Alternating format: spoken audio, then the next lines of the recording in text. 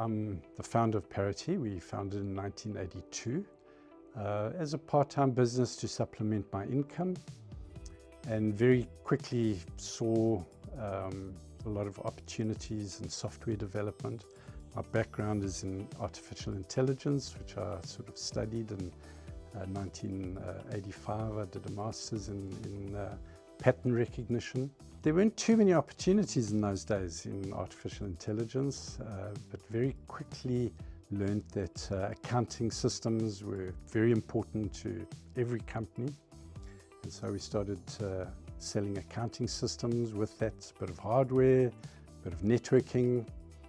And I'd never studied accounting, but got dragged in and very quickly learned that that was where there was a big opportunity in business. So the business grew rapidly up until about 4 or 5 years ago, where we became one of, if not the top Microsoft ERP supplier, the top Sage X3 company in the world. We were one of the top company.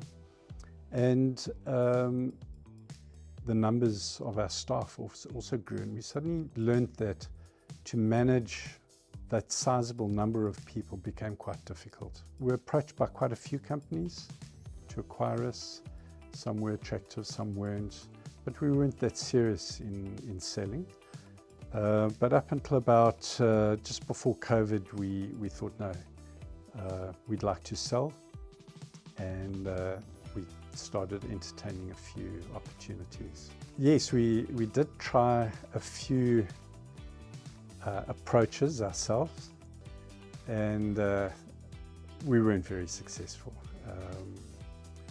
You know, we're good at programming, we're good at putting in high-end accounting systems, good at CRM systems, but we're just not good at finding someone to acquire us, dealing with all the administration and the due diligence and all that. And so we decided, let's find a company that would do what they're good at, and we would just stick to what we're good at. I suppose in many ways we did look at who were the big deal makers in South Africa, and there are a few,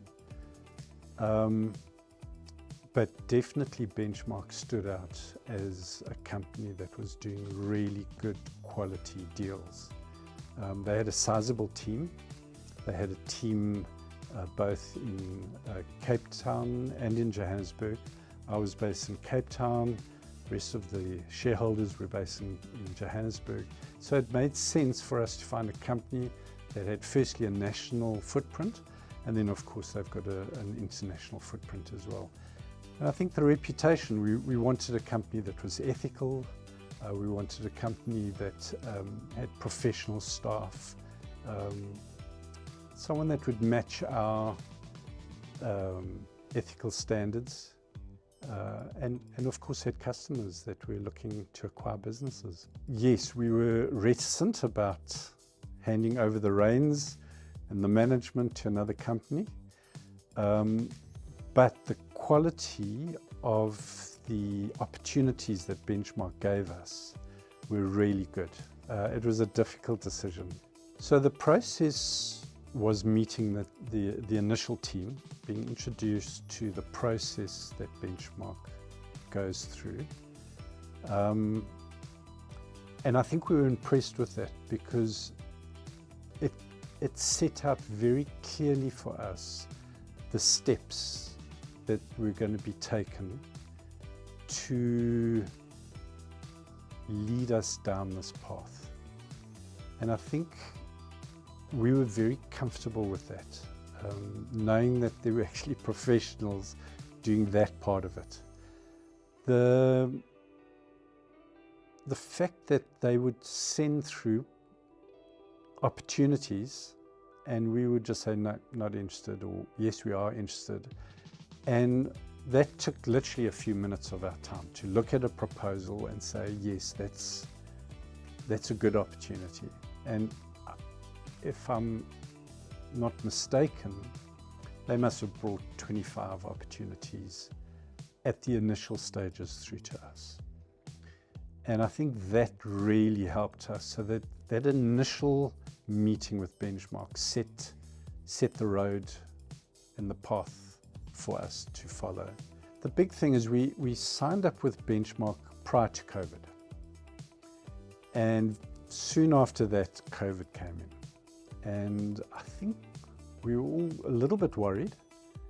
But what was great was Benchmark sort of took that difficult time for all companies and kept assuring us that don't worry, we know it would only be maybe a year, but it took a little bit longer. That was fine because we were still doing what we were good at, still building the business, making sure it was stable, making sure that we survived COVID, making sure we met our numbers that we'd promised to Benchmark.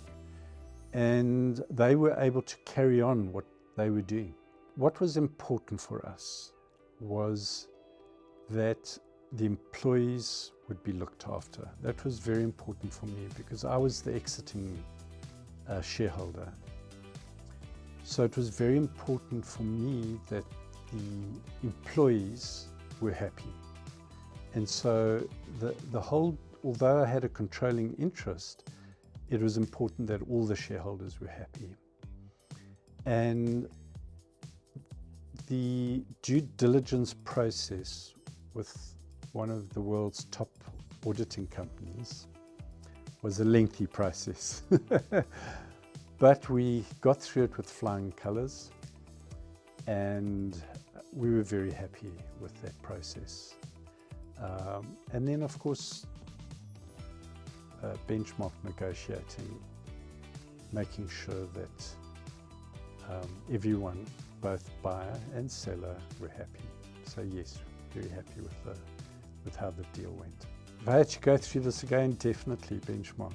I think post-deal, they keep in contact.